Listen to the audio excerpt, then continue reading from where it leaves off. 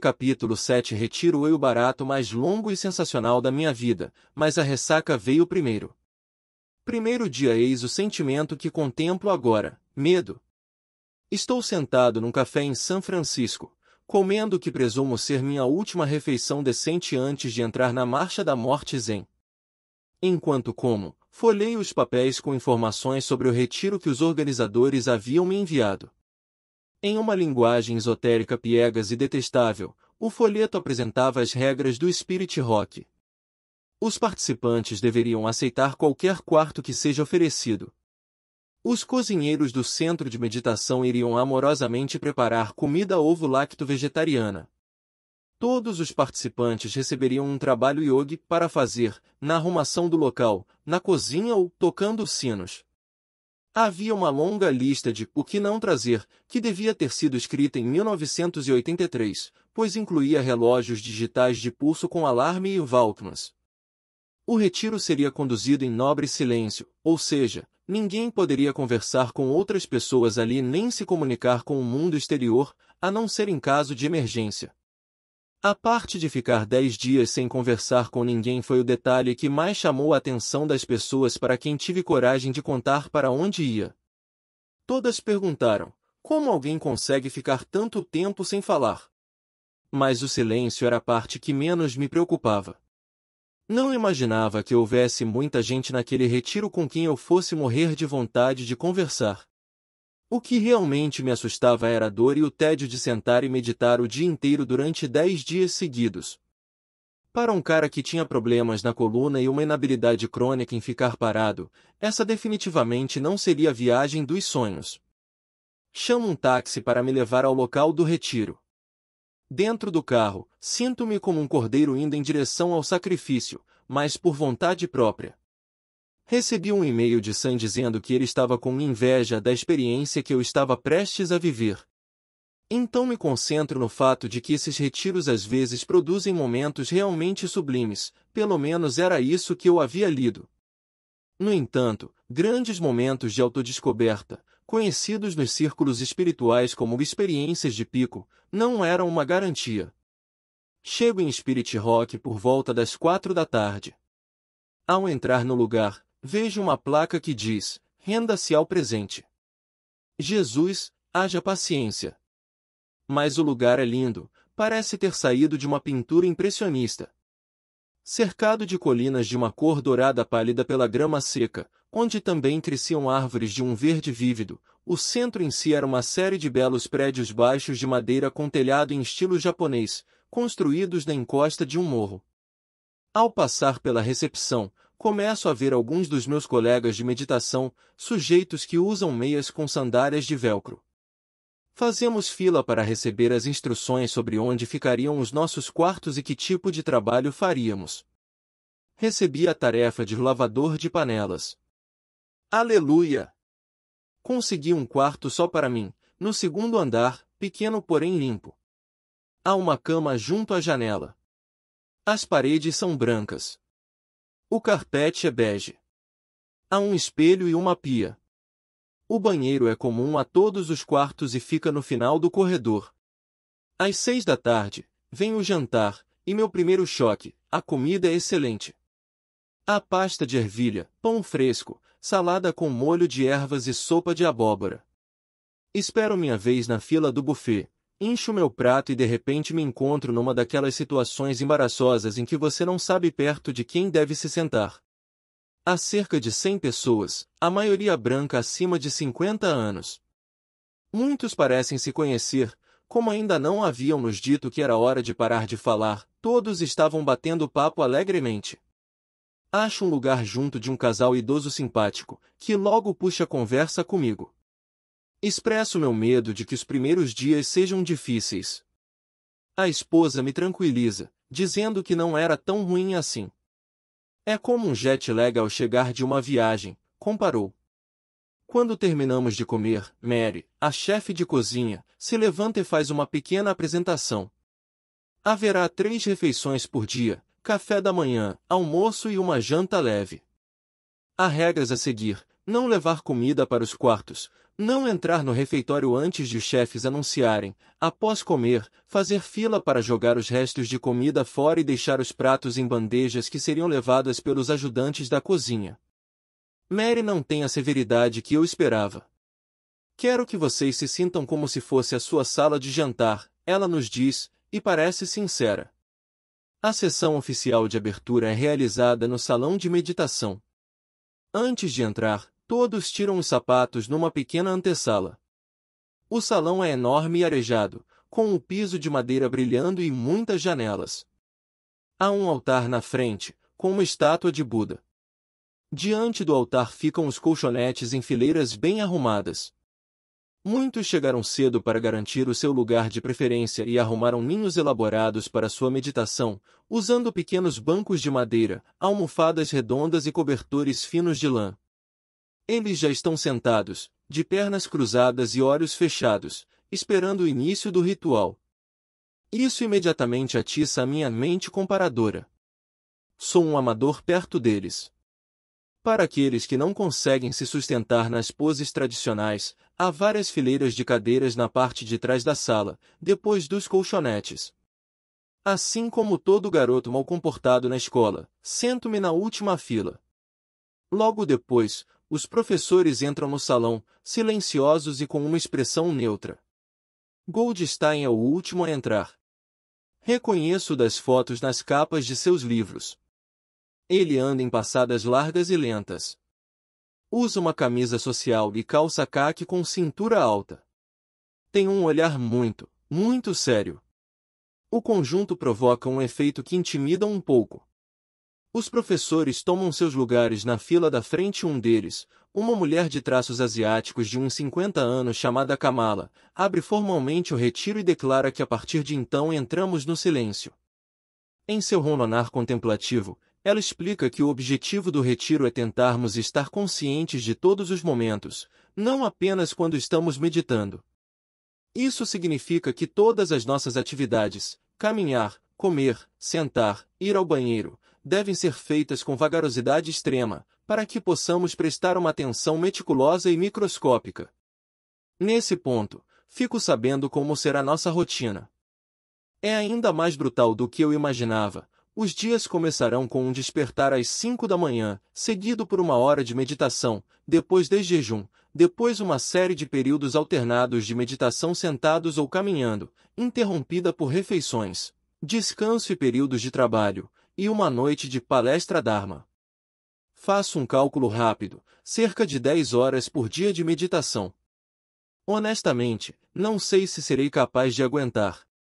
Segundo dia meu alarme toca às 5 horas, e com um susto e uma pontada de tristeza, percebo onde estou.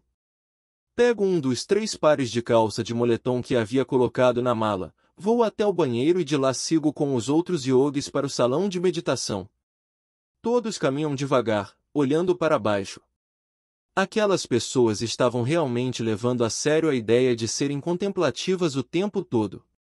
Ao caminhar em meio à manada silenciosa na escuridão da madrugada, resolvo dar tudo de mim nesse retiro. Se é para fazer isso, vou fazer direito. Então, quando entro no salão, em vez de ir para a cadeira onde me sentei na véspera, ando por entre os colchonetes, empilho 2 almofadas e sento com as pernas abertas, imitando alguns dos meditadores mais experientes. Enquanto entram, muitas pessoas param e se curvam na direção do Buda no altar. Isso me deixa um pouco desconfortável. Depois vem outra surpresa desagradável: há uma folha de papel na frente de cada estação de meditação. São letras de música. Querem que a gente cante. Um dos professores toma seu lugar no pódio e explica que esses são os refúgios e preceitos, cânticos que os yogis entoam há séculos para começar o dia. Ele começa o cântico, devagar e em voz baixa, e todos nós nos juntamos, lendo o que está na folha. Cânticos são a única exceção à regra do silêncio nobre. Ponto. Quando termina o cântico, começamos a meditar. Agora, sim. Estou pronto. Quase imediatamente, percebo que me sentar em almofadas é uma péssima ideia. Sou assolado por dores nas costas e no pescoço. A circulação dos meus pés parece ter sido perigosamente interrompida. Tento me concentrar na respiração, mas não consigo fazer isso por mais de uma ou duas respiradas. Dentro. Fora. Dentro. Caramba, acho que meus pés vão gangrenar. Vamos lá, cara. Dentro. Parece que um dinossauro está mastigando as minhas costelas. Fora. Que fome!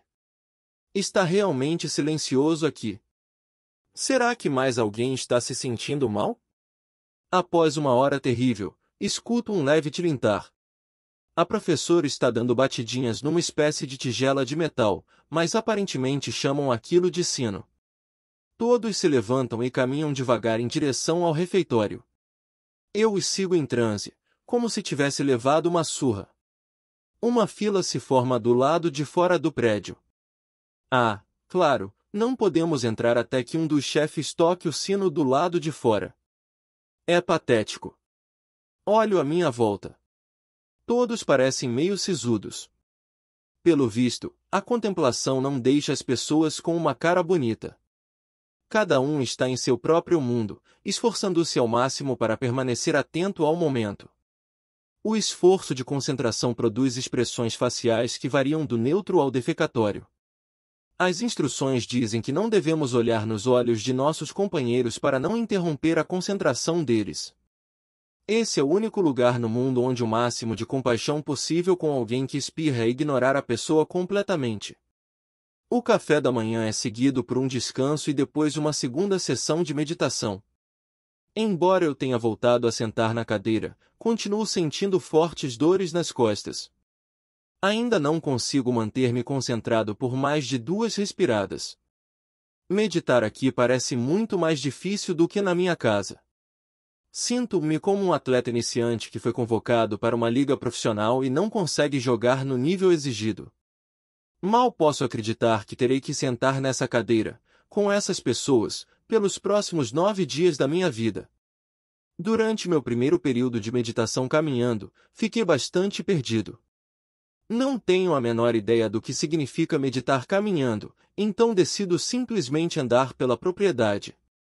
Há vários animais ali, salamandras, filhotes de veado, perus selvagens.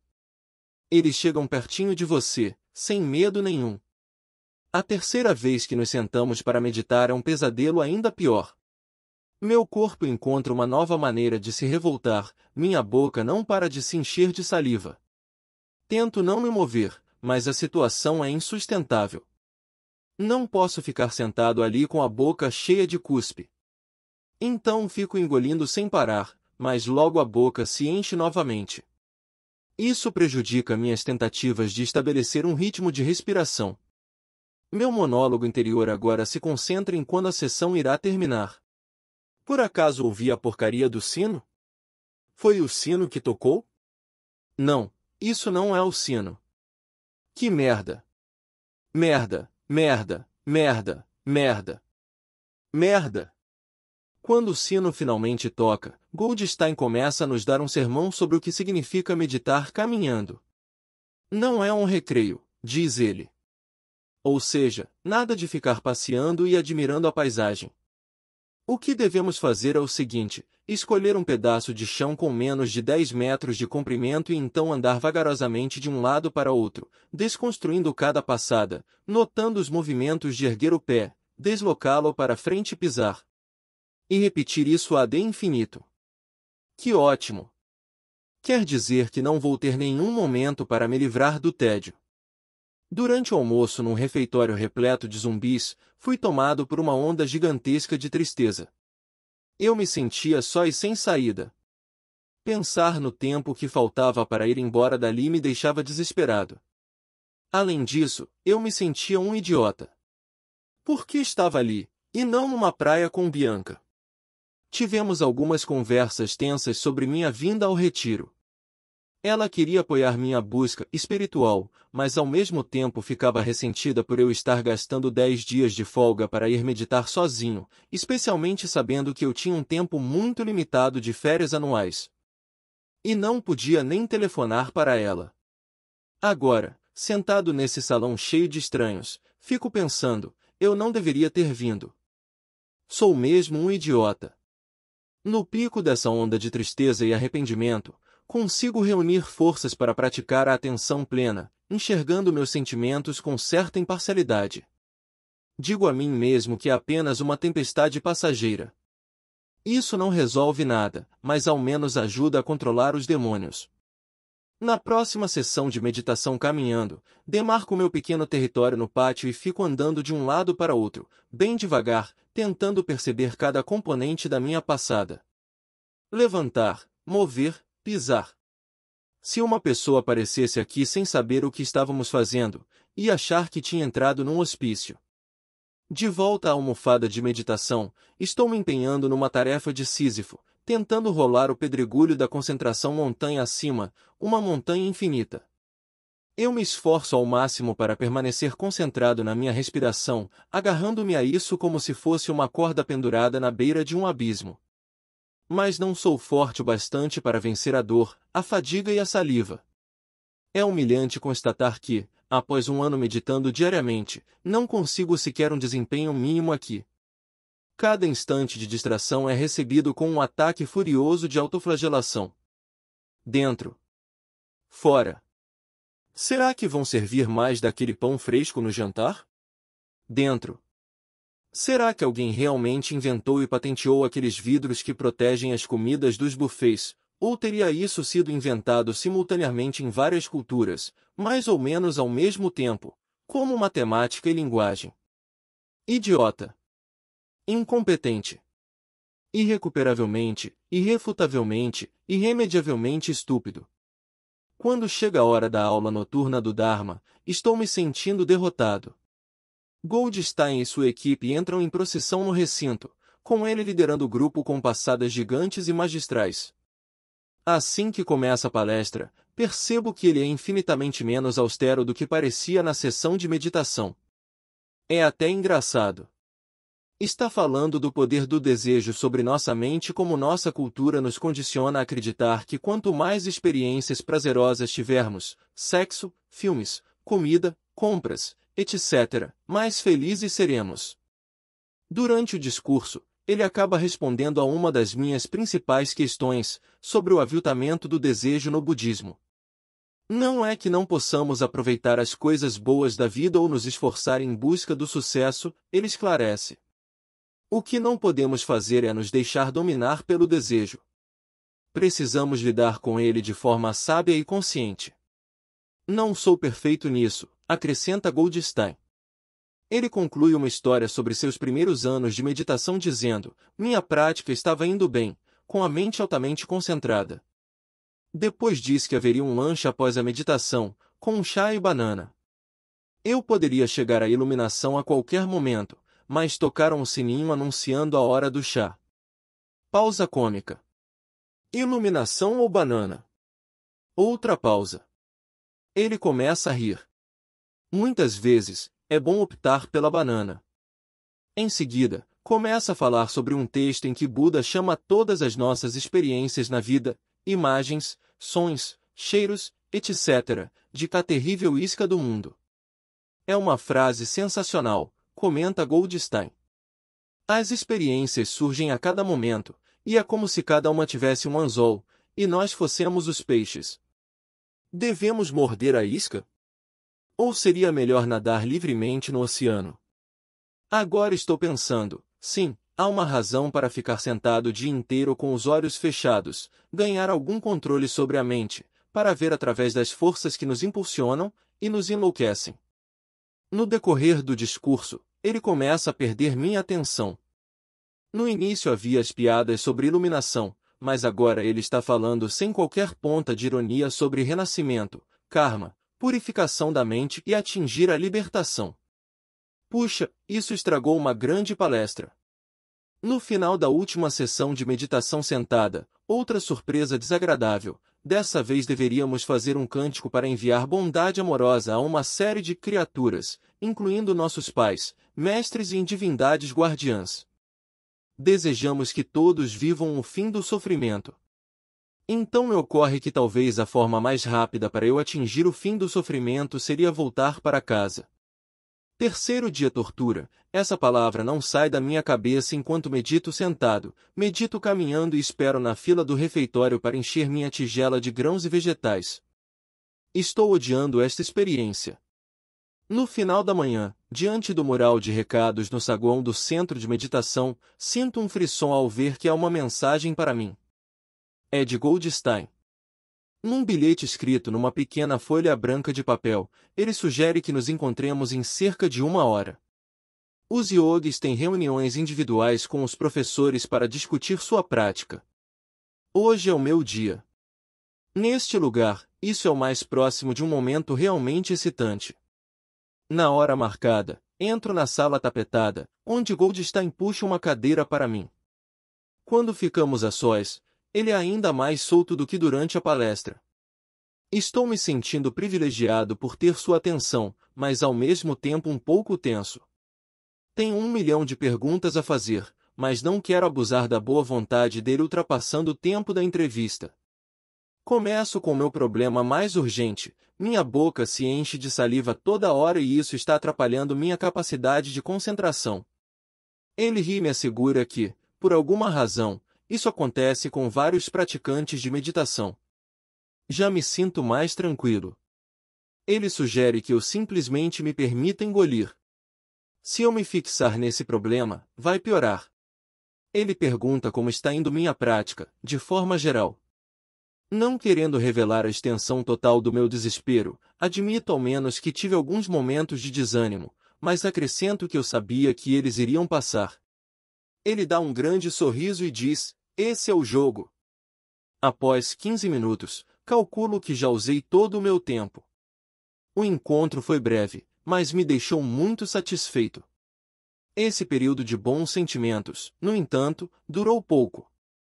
No meio da tarde, em uma das sessões de meditação sentada, uma professora chamada Spring tomou o pódio e anunciou que hoje vamos tentar algo diferente.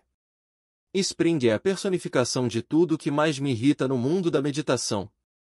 Falando daquele jeito baixinho e afetado, explica que vamos fazer a meditação meta, também conhecida como meditação da bondade amorosa ou da amizade. Funciona assim: temos que visualizar uma série de pessoas e então enviar a elas, uma a uma, nossos desejos de coisas boas. Deve-se começar pensando em si mesmo, depois num mentor, num amigo querido, numa pessoa neutra, numa pessoa difícil e, no final, em todas as criaturas. Curiosamente, ela diz para não escolhermos alguém por quem nos sentimos atraídos. Quer dizer que Bianca não poderá receber as minhas boas vibrações? Eu me convenço de que esse exercício nunca terá qualquer significado para mim, mesmo que Spring insista que isso tem o potencial de mudar a nossa vida. A única coisa boa na meditação meta é que, como precisamos estar fisicamente confortáveis para gerar boas vibrações, podemos deitar no chão. Deu a maior vontade de usar esse tempo para descansar, mas eu havia prometido a mim mesmo que iria me esforçar ao máximo durante esse retiro. Então deitei e me preparei para emitir amor. Para começar, devemos gerar uma imagem mental vívida de nós mesmos e então repetir 4 frases: que você possa ser feliz, que você possa estar seguro e protegido de qualquer mal, que você seja forte e saudável, que você viva com tranquilidade. Compreendo que, assim como a meditação normal serve para exercitar o músculo da contemplação, a meta ajuda a aumentar nossa capacidade de ter compaixão, mas tudo que esse exercício está provocando em mim é um sentimento de tédio. Ele faz com que eu questione a generosidade do meu espírito. Se eu fosse uma boa pessoa, não estaria inundado de amor nesse momento? Se fosse um bom marido, não estaria na praia com Bianca? Muito obrigado por isso, Spring. Quarto dia. Hoje é meu 39º aniversário. Tenho certeza de que será o pior da minha vida. A meditação matinal é uma batalha épica contra o sono. Posso sentir a fadiga transbordando da minha testa. Sou tomado pelo desejo de me abrigar nesse torpor. A meditação seguinte, sentada, é um festival de dor, saliva, tosse e inquietação. Meu coração bate forte. Sinto vergonha e raiva enquanto engulo, fungo e me remexo na cadeira. Sinto as bochechas quentes. Devo estar irritando meus vizinhos. Tento contemplar isso, mas estou começando a esquecer o que a contemplação significa. Fora da sala de meditação, me sinto cada vez pior.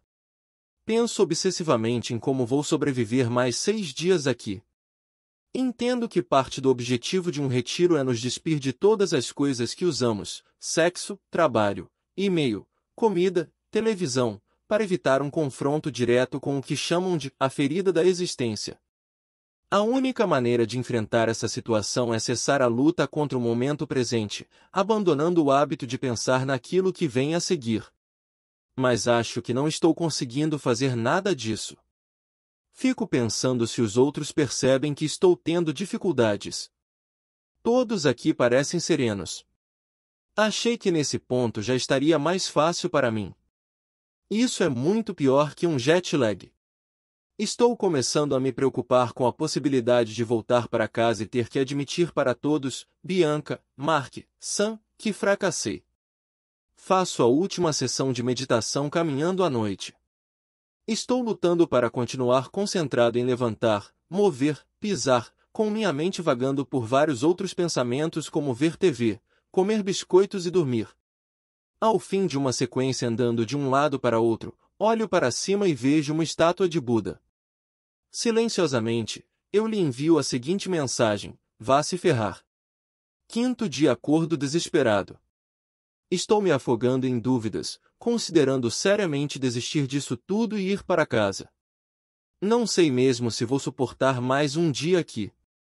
Preciso falar com alguém. Preciso de ajuda. Mas não tenho entrevista com Goldstein hoje. A única outra pessoa com quem posso falar é a chata da Spring. Como ainda é uma professora aprendiz, Spring não foi encarregada de supervisionar nenhum yogi no retiro. Mas colocou uma nota no mural de recados dizendo que estava disponível se alguém quisesse ter uma audiência com ela. Bastava colocar o nome ali. Após muita hesitação, acabei me inscrevendo. Quando chega a minha hora de vê-la, entro no pequeno escritório onde ela está recebendo as pessoas. Está sentada, sorrindo, com seu chale estranho cobrindo os ombros. Tenho a impressão de que ela se sente superior a todos nós. Somos duas espécies diferentes. Nem sei se somos capazes de nos comunicar um com o outro. Mas paciência. Eu não tenho escolha. Estou dando tudo de mim, confesso, mas não consigo chegar a lugar nenhum. Não sei se sou capaz de fazer o que é preciso. Estou com muita dificuldade mesmo. Ao me responder, ela não usa mais aquela voz esquisita. Está falando como uma pessoa normal. Você está forçando demais, ela avalia. O diagnóstico é dado de forma firme e franca. Esse é um problema comum a quem faz retiro pela primeira vez. Faça apenas o melhor que puder, sem esperar nada, e simplesmente aceite qualquer coisa que vier à sua cabeça durante a meditação. Na vida diária, sempre fazemos algo e esperamos um resultado. Aqui, basta ficar com o que está na sua mente. Ela diz ainda que já recebeu vários participantes desesperados, alguns às lágrimas. Isso me faz pensar algo nada budista, ahá. Então esses zumbis não são tão felizes quanto parecem. Olho para Spring, sentada diante de mim, e percebo que essa boa moça foi mais uma vítima de meus julgamentos precipitados. Na verdade, Spring é muito legal, eu é que sou um imbecil. Ela está certa, não é tão complicado. Estou mesmo fazendo muita força em vez de deixar a coisa fluir naturalmente. Sinto-me tão agradecido que me dá vontade de chorar. Na meditação sentada seguinte, decido pegar uma cadeira do meu quarto e colocá-la na varanda. Digo a mim mesmo que vou tentar diminuir a intensidade, parar de me esforçar tanto. Apenas vou me sentar ali e estar com o que quer que seja. Posso ouvir os outros à distância, caminhando pelo prédio. Depois tudo fica em silêncio. Fico sentado ali, sentindo despreocupadamente minha respiração. Sem nenhum grande objetivo. Apenas sentado e respirando. Em poucos minutos, começa a dar certo. Não há fogos de artifício. É mais como se, após dias tentando sintonizar uma determinada frequência de rádio, eu finalmente conseguisse encontrá-la. Então apenas deixo meu foco cair sobre qualquer coisa que apareça em minha consciência. Dor no pescoço. Dor no joelho. Um avião passando no céu. Passarinho cantando. Barulhinho das folhas ao vento. Brisa roçando meu antebraço. Estou gostando muito de colocar castanhas de caju e passas no meu mingau de aveia de manhã. Pescoço. Joelho. Pescoço, pescoço. Joelho, joelho, joelho. Fome. Pescoço. Joelho. Mãos dormentes. Passarinho. Joelho. Passarinho, passarinho, passarinho. Acho que entendi o que está acontecendo. É algo chamado consciência sem escolha. Já tinha ouvido os professores falarem sobre isso. É um tremendo momento de observação por detrás da água da cachoeira. Chega-se a um ponto de concentração em que é possível, eles dizem, deixar de focar apenas na respiração e apenas abrir-se a qualquer coisa que estiver ali. E é o que está acontecendo comigo agora. Eu focalizo cada objeto que surgir na minha mente com total tranquilidade e clareza até que ele seja substituído por outro. Não estou me esforçando, está apenas acontecendo. É tão fácil que parece que estou trapaceando. Dor nas costas. Luzes engraçadas que você vê quando fecha bem os olhos. Coceira assassina na batata da perna. Joelho, joelho, joelho, joelho. Coceira, joelho, costas, coceira, coceira, coceira, joelho, avião, galhos e folhas de árvores, brisa na pele, joelho, joelho, coceira, joelho, luzes, costas. Então escuto um barulhão ficando cada vez mais próximo. Agora é ainda mais alto, parecendo uma frota de helicópteros num cenário de guerra. Agora está bem na minha frente. Abro os olhos. É um beija-flor, suspenso no ar a 1 metro de distância de mim. Uau! Minha próxima sessão me deixa ainda mais feliz. Estou de volta ao salão agora, e estou meditando de verdade. Consigo aceitar qualquer coisa que venha à minha cabeça. Às vezes ainda me pego ansioso para terminar a sessão. Mas, quando esses pensamentos surgem, apenas os noto e sigo em frente. É como se uma cortina tivesse se aberto. Não é que as minhas imagens mentais sejam maravilhosas, é o ato de estar presente e acordado dessa forma que produz uma dose gigantesca de serotonina. Mãos ficando duras. Pássaro. Pés dormentes. Bebês assustadores da arte renascentista. Coração batendo. Costas. Pássaro. Mãos. Pés. Coração. Costas, costas, pássaro, pés, pássaro, pássaro, pássaro. Pés, mãos, pés, pés, pés. Mãos. Mãos. Costas, costas, costas. Coração, pássaro, pés. Pés. Pássaro. Pé pássaro, pé pássaros. Pássaro. Pássaro. Pássaro. Senhora idosa na primeira fila dá um arroto épico.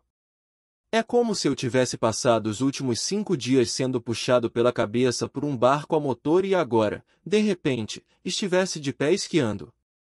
Esta é uma experiência que nunca tive antes, assistir da primeira fila a maquinaria da consciência funcionando. É emocionante, mas também produz ideias muito práticas. Agora entendo como alguns pensamentozinhos escorregadios que tenho, por exemplo, após uma discussão com Bianca ou quando imagino uma conversa com meu chefe, conseguem se enfiar em cantos escondidos do meu cérebro e me assombrar o dia inteiro. Pensamentos se calcificam e viram opiniões, pequenas sementes de descontentamento germinam como mau humor, uma dor imperceptível nas costas me deixa irritado com tudo. Estou me lembrando de uma vez em que uma amiga me perguntou como alguém pode estar sempre no momento presente se esse sempre nos escapa. Agora é óbvio para mim, a natureza fugidia do momento presente é o ponto fundamental. Uma vez que consigamos atingir a consciência sem escolhas, podemos ver como tudo é passageiro. A impermanência não é mais uma simples teoria. E mostrar isso é o objetivo deste retiro. Ao ser arrastado contra a vontade para o presente, finalmente estou acordado o bastante para ver coisas que nunca conseguia enxergar no meu dia a dia. Ao que parece, a única forma de chegar a esse ponto é por meio do trabalho tedioso de observar sua respiração por vários dias. De certa forma, faz sentido. Como se aprende um esporte? Fazendo exercícios para melhorar a agilidade e a técnica. Uma língua? Conjugando verbos repetidamente. Um instrumento musical? Treinando escalas. Todo o horror de me sentar aqui nesse salão com os zumbis de repente parece ter valido muito a pena. A meditação caminhando também está começando a fluir. Agora estou no pátio em frente à entrada principal, desconstruindo cada passo. Levanta, move, pisa. Meus pés gostam da sensação das pedras mornas. No meio de uma das minhas idas e vindas para lugar nenhum, paro e olho para 3 filhotes de passarinho empoleirados na marquise sobre o pátio, piando alto enquanto a mãe voa de um lado para outro, pegando comida e colocando na boca deles. Não consigo parar de olhar a cena. Outras pessoas se juntam a mim, observando esse pequeno show.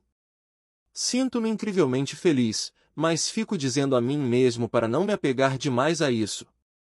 Quando volto para dentro do salão para mais uma sessão de meditação sentada, vejo Spring no altar. Certo, está na hora de fazer a meta.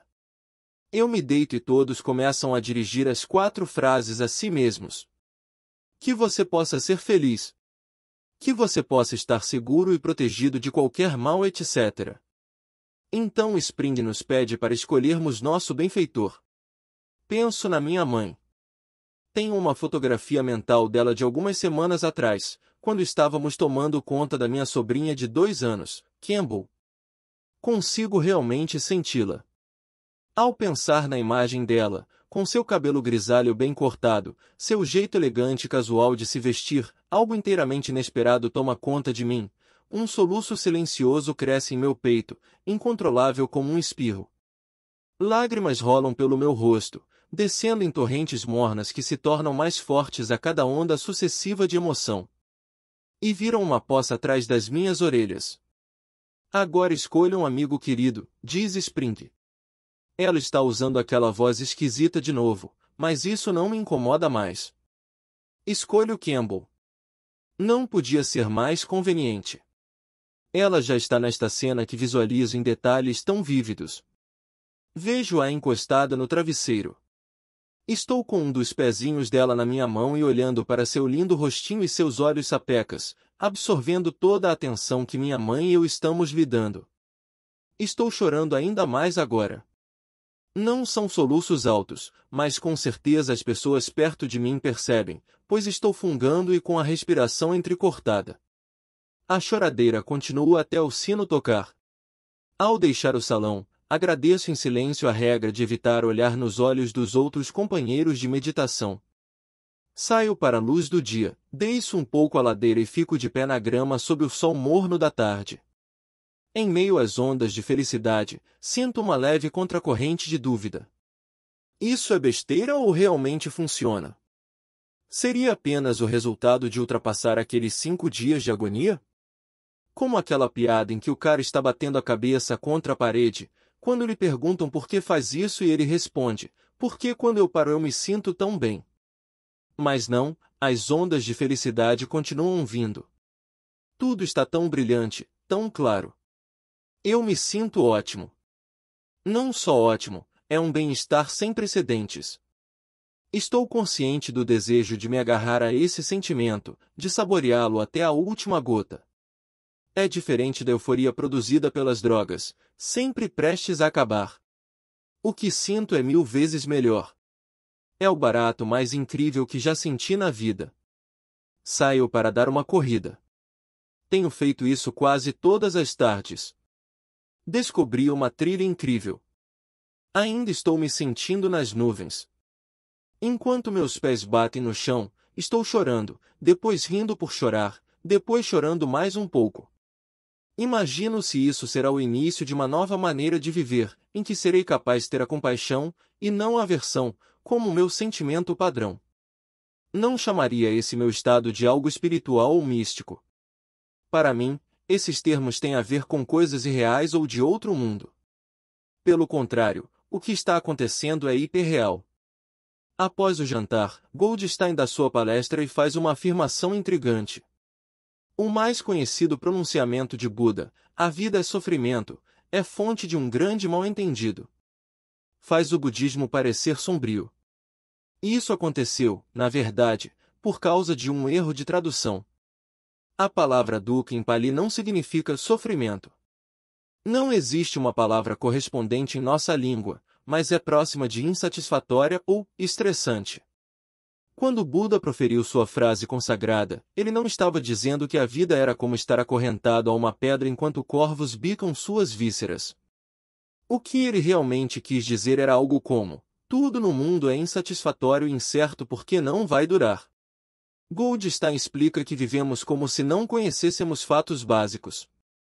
Com que frequência esperamos ansiosos pela próxima oportunidade de ter prazer fazendo o que quer que seja? A próxima refeição ou o próximo relacionamento amoroso ou o próximo cappuccino ou as próximas férias e assim por diante. Vivemos à espera da próxima experiência prazerosa que vier. A maioria das pessoas foi abençoada com um número enorme de experiências prazerosas na vida. Mesmo assim, quando olhamos para trás, pensamos, onde é que elas foram parar? É tão estranho para mim estar sentado ouvindo um sermão, incluindo citações de um texto sagrado, e me sentir genuinamente comovido. Após todos aqueles anos sendo o único descrente em salões lotados de devotos, aqui estou eu absorvendo tudo, concordando com a cabeça. Afinal, ele tem toda a razão.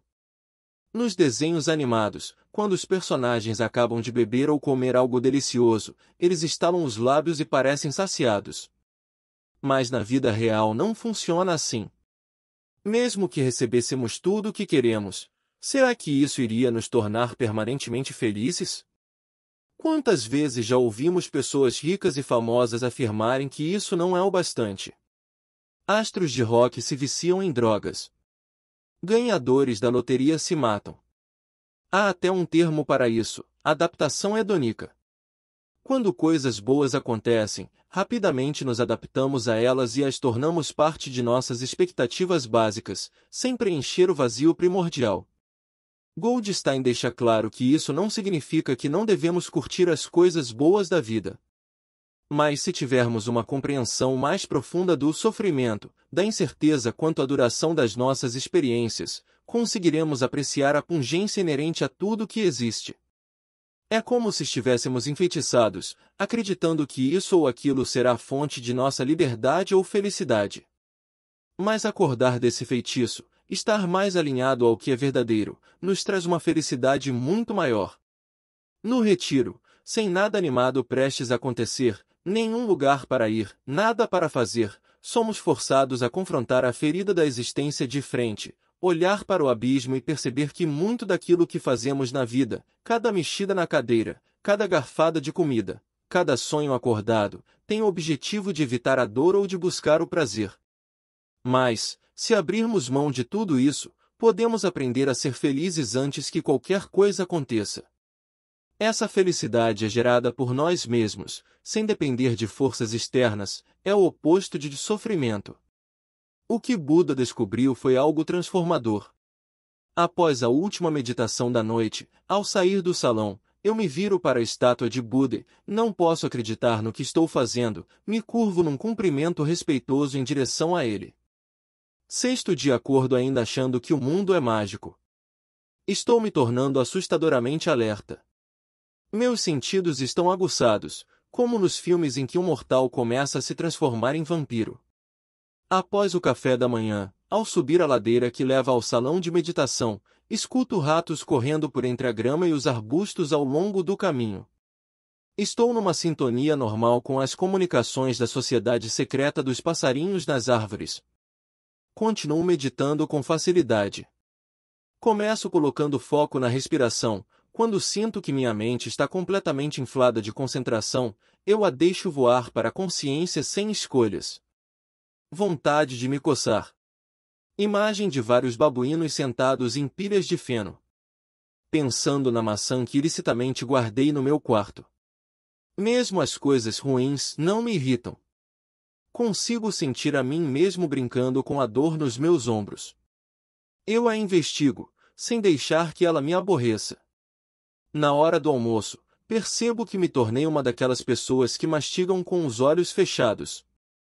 Comendo de forma consciente, descanso o talher no prato entre uma garfada e outra, em vez de usar o garfo para mexer na comida e preparar a próxima garfada enquanto mastigo.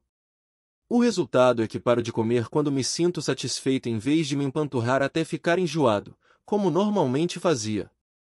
Vejo um cara do outro lado do refeitório que parece estar se deleitando com sua refeição. Sinto uma onda repentina do que os budistas chamam de mudita, a alegria pela felicidade do outro. É tão forte que quase começo a chorar. Isso acontece mais uma vez quando olho para outro canto e vejo 3 mulheres ajudando umas às outras a se servirem de chá. Essa cena de cooperação silenciosa, desajeitada, enche meus olhos de lágrimas. Mas, tão rápido como chegou, esse enlevo se evapora. A meditação da tarde me dá uma dose de humildade. O sono me chama com a sedução indesejada de uma ex-namorada grudenta. Às vezes, quase cochilo por um nanosegundo, então acordo com o que parece ser uma martelada na cabeça. Ao fim de 45 minutos, estou com uma dor de cabeça insuportável. Agora é oficial, a mágica acabou. A sessão meta da tarde não me comove. Durante a última meditação sentada do dia, sou acometido por um ataque de energia e agitação tão forte que meus membros parecem estar se contraindo involuntariamente. A sensação é tão ruim que faço algo impensável até agora, eu desisto. Abro os olhos e fico sentado no salão, olhando em volta, com sentimento de culpa. 7º dia agora estou de volta à contagem regressiva até a hora de ir embora. Vem à minha cabeça o pensamento de que talvez eu já tenha extraído tudo o que podia desta experiência. Ainda me curvo para Buda, mas é mais para garantir o alongamento da parte posterior da coxa. 8º dia estou na agenda de Goldstein nesta manhã. Chego cheio de energia, ele será a primeira pessoa para quem vou contar as minhas recentes descobertas na meditação. Logo que me sento, já vou dando a ele o relatório completo do que aconteceu comigo, a consciência sem escolhas, o beija-flor, o choro provocado pela meta. Não sei o que espero. Aplauso?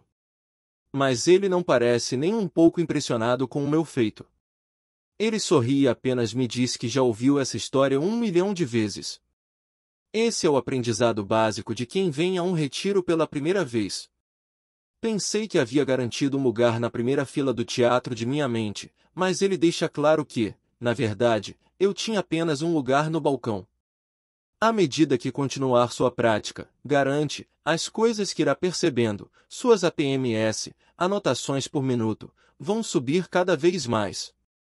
Então conto para ele sobre aquele terrível ataque de agitação de 2 noites atrás. Novamente, a resposta dele é, nada especial. Acontece sempre.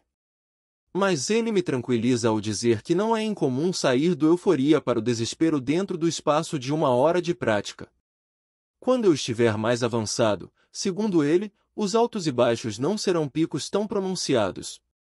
Levanto-me ao fim da audiência, reconfortado por saber que estou trilhando o mesmo caminho pelo qual muitos já passaram. As pessoas fazem isso há 2500 anos.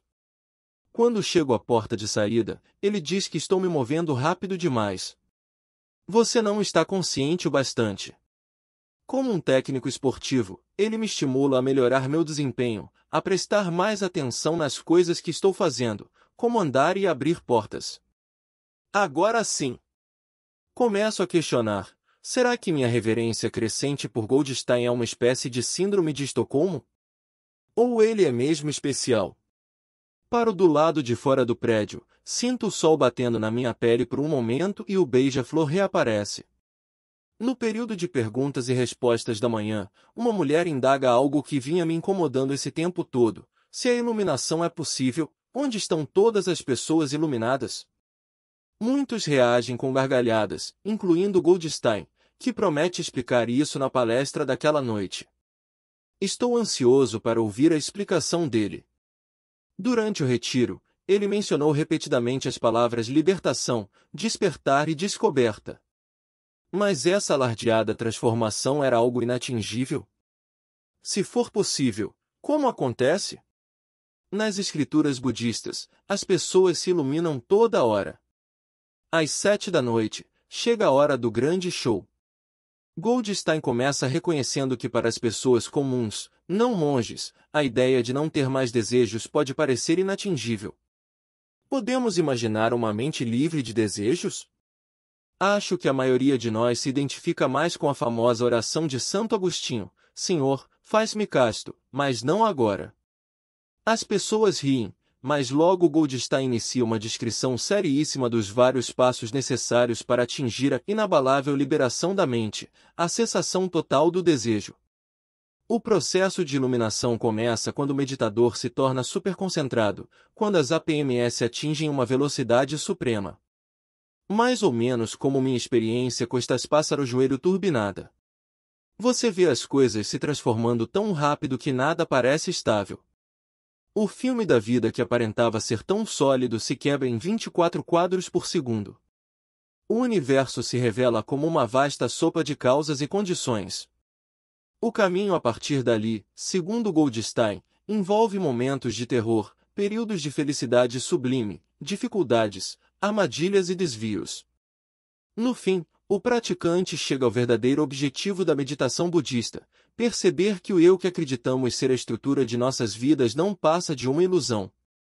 O grande superpoder da meditação não é administrar o ego com mais consciência, e sim ver que ele não tem substância alguma. Então, por exemplo, no meu momento com estas pássaro-joelho, se eu estivesse mais iluminado, teria sido capaz de enxergar que não só a realidade não é tão monolítica quanto parece, mas que o próprio eu também não é sólido. No estado de iluminação, diz ele, conseguimos ver através do ponto de referência do eu, antes tão fortemente entrincheirado. Isso é o nirvana. A ilusão do ego é, segundo os budistas, a fonte de todas as nossas emoções negativas, ambição, ódio e confusão quanto à natureza da realidade. Uma vez que o ego seja visto como irreal, essas emoções são desenraizadas da mente e o praticante de meditação se torna aperfeiçoado. Quando Goldstein conclui sua fala, percebo que ele ainda não respondeu algumas de minhas dúvidas mais básicas. Se é tão raro e difícil atingir a iluminação, para que tentar? O próprio Goldstein seria iluminado? Se não, com que base ele pode acreditar nesse conceito? Como são os seres iluminados? O Nirvana, também chamado de Nibbana, é um estado mágico? Um lugar? Uma vez que eu me liberte do ego, posso voltar à minha vida normal? Os budistas claramente descobriram um sistema prático e funcional de tirar o poder da voz dentro da nossa cabeça, mas adicionar a isso a promessa de uma transformação mágica me parece exagerado demais. Concordo com a tese de que nada incerto e transitório pode nos tornar permanentemente felizes, mas como a busca pela iluminação, que quase ninguém consegue atingir, pode ter esse efeito? Ao fim da palestra, num ato de rebelião, vou para o refeitório e me encho de bolinhos de arroz, comendo sem consciência nenhuma. Nono dia na sessão de perguntas e respostas da manhã, Goldstein se redime com um pouco de humor. Ao pedir para não perdermos a concentração nas horas finais do retiro, ele diz: essa parte final é como a sobremesa. Mesmo que não seja a sobremesa que vocês esperavam. Enquanto continua sua argumentação, Goldstein diz algo que me incomoda. Ele insiste que não devemos passar muito tempo pensando sobre o que faremos depois que o retiro acabar. É perda de tempo, diz, são apenas pensamentos. Levanto a mão pela primeira vez. Entro em meu modo repórter e, com a voz impostada, pergunto: como você pode pedir uma coisa dessas? Como não me preocupar com o que fazer quando reentrar no mundo? Se eu perder o avião, isso será um problema verdadeiro. Não é apenas um pensamento irrelevante. Tudo bem. Mas, quando você se vê pensando na sua ida ao aeroporto pela 17ª vez, talvez fosse bom perguntar a si mesmo: isso é útil? A resposta dele é tão inteligente que involuntariamente me jogo para trás na cadeira e sorrio. Isso é útil? Eis uma simples e elegante correção para o meu lema do preço da segurança. Não tem problema se preocupar e planejar, ele diz, mas só enquanto for útil. Passei grande parte da vida tentando evitar meus pensamentos obsessivos para ter a mente em paz. E agora, com uma frase curta, Goldstein me deu uma ferramenta imensamente construtiva para domar esse impulso sem eliminar minha capacidade de pensar e analisar as coisas. Atingir a consciência sem escolhas e o choro provocado pela meta podem ter sido os momentos mais profundos do retiro, mas essa com certeza foi a lição mais valiosa. 10º dia. Acordo sentindo o cheiro da liberdade. Hoje ficamos aqui apenas a metade do dia. Fazemos meditação pela manhã e depois quebramos o silêncio. Os zumbis são reanimados, deixando de andar igual a mortos-vivos para se transformar em seres humanos normais. Dá até para ver a cor voltando às suas faces. É fascinante poder conversar com as pessoas sobre quem eu havia inventado histórias durante o silêncio. Descubro que elas são totalmente normais. Almoço com uma alemã bonita que admite ter telefonado para seus filhos algumas vezes. Na mesa conosco está um homem de meia idade que diz ter vindo por impulso e acabou gostando muito. Um jovem asiático se aproxima de mim. Ao observá-lo nesses dias, imaginei que ele fosse muito sério, mas ele era uma simpatia. Diz que se sentiu privilegiado por estar perto de mim naquela sessão meta em que eu chorei. Isso me provoca uma mistura de emoções contraditórias, como gratidão e vergonha. Falo algo meio atrapalhado e depois peço licença para me afastar. Os professores nos avisaram que o mundo real iria parecer barulhento demais após 10 dias de silêncio. Mas, assim que saio de Spirit Rock, ligo meu celular e devoro minhas mensagens e meus e-mails com mais curiosidade do que medo. No avião, assisto a vários programas de TV no meu iPhone. Os hábitos de uma vida toda se restabelecem numa velocidade surpreendente. Aquela foi uma das experiências mais significativas da minha vida, mas, mesmo assim, eu já estava louco para que acabasse.